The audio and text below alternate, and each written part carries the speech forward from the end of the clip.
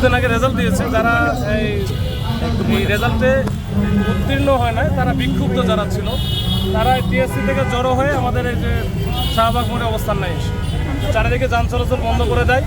তো আমরা তাদেরকে প্রথম থেকে রিকোয়েস্ট করি, যেখান থেকে যেহেতু মানুষের সাফারিং দুর্ভোগ হচ্ছে, মানুষজন যেন নির্বিঘ্নে চলাচল করতে পারে, এটা যেন ছেড়ে দেয়। তো পরে আমরা কয়েক দফায় তাদের 10 মিনিট করে আমি সময় দিয়েছি। দেওয়ার পরে আমরা তাদেরকে এরপরেও কিছু করে না, ঠিক আছে, আস্তে আস্তে আমরা ওই যে যেহেতু যান চলাচলের অনেক চাপ ছিল যানবাহনের, এরাই কিন্তু নিজে থেকে ভিতরে ঢুকে গেছে। আমরাও মোটামুটি আস্তে আস্তে একটু ক্লিয়ার করার চেষ্টা করছি এবং এদেরকে পরবর্তীতে কিন্তু আমরা ওই ঠেলে পুশ করে নিয়ে আসতেছিলাম। এরপরে এই কয়েকটা ছেলেমেলে হঠাৎ করে আমাদের যে পুলিশের কয়েকজনকে দেখছেন আপনারা, যে বেশ কয়েকজনকে আহত করা হয়েছে। যখনই আহত করে ফেলছে তখনই তো এটা ধাওয়া পাল্টা দেওয়া শুরু হয়ে গেছে। আমরা ওদেরকে এখান থেকে ওরা ডিসপাস হয়ে গেছে, চলে গেছে, কিন্তু আমাদের বেশ কয়েকজন আহত হয়েছে। তো এটা যাই হোক, যেটা আমরা বারবার বলি যে যেটাই করেন সেটা শান্তিপূর্ণভাবে করেন।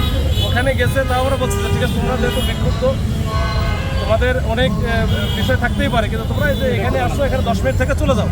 পরে 20 মিনিট 30 মিনিট সময় দেওয়া হয়েছে।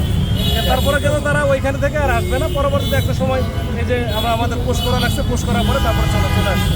তো আমার মনে হয় এই বিষয়গুলো নেওয়া হচ্ছে, কারণ একেবারে এই যে জাতীয় জাদুঘরের সামনে যে জায়গাটা, যেখানে অন্য কিছু এফেক্ট হবে না, এসব জায়গায় এসে যদি তাদের বক্তব্যটা দিত তাহলে কিন্তু সবার জন্য ভালো হতো। এটা মিডিয়ার মাধ্যমে সংশ্লিষ্ট কর্তৃপক্ষ তারাও জানতো, তারা কিন্তু ব্যবস্থা নিতে পারতো এবং আমরাও তাদের সহযোগিতা করার সবসময় চেষ্টা করি। এরপরেও যে এই ঘটনা ঘটছে, আমাদের আহত করছে, দেখা যাক আমরা এর পরবর্তীতে কী হয়। আমরা এটা পরবর্তীতে আমরা আইনগত ব্যবস্থা নিতে